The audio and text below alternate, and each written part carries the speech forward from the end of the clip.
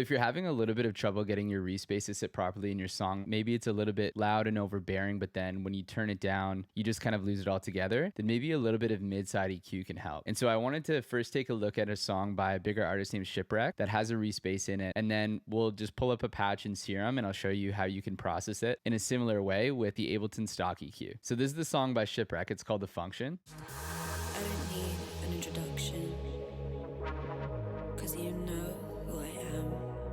Right, it's a pretty full sounding respace, and what we're going to do is take a look at what's going on in the middle of the stereo field versus what's going on the sides of the stereo field. So I'm just going to solo the mid band. Need an introduction. So this spectrogram is really just showing us like where the frequencies are and how loud they are. And again, right now we're only looking at the middle of the stereo field. And like the brighter the color, then the louder that frequency is. And so we have frequencies all the way down to like 60 hertz, maybe 50 hertz in the middle. Now let's solo the sides and see what's going on there. I don't need an introduction. We can see that like the sides are quite a bit different, right? The sub and like bass information on the sides is a lot quieter than it was in the middle. And that kind of tells us that for the low frequencies in this respace, they're mostly in the middle of the stereo field and they turn down the volume of the really low frequencies on the sides. So let's pull up a respace in Serum and take another look.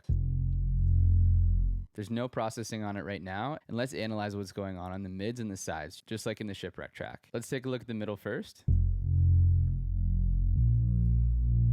It's got a pretty strong signal and kind of like the bass and like sub frequencies. Now let's do the same thing for the sides.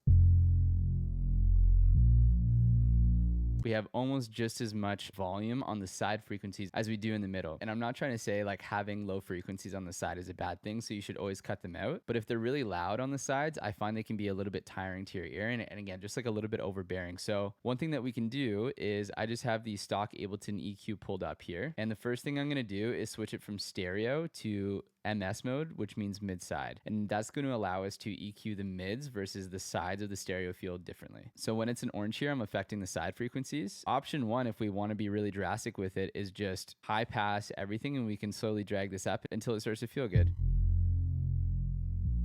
All right, so maybe like we high pass it up around 100 hertz. And again, you don't have to be this drastic. In the Shipwreck example, they still did have some information on the sides around like 80 hertz. So maybe we could do something like this instead where we have a low shelf and we just turn them down. Let's do the mid-side comparison one more time. Right, so that's the middle.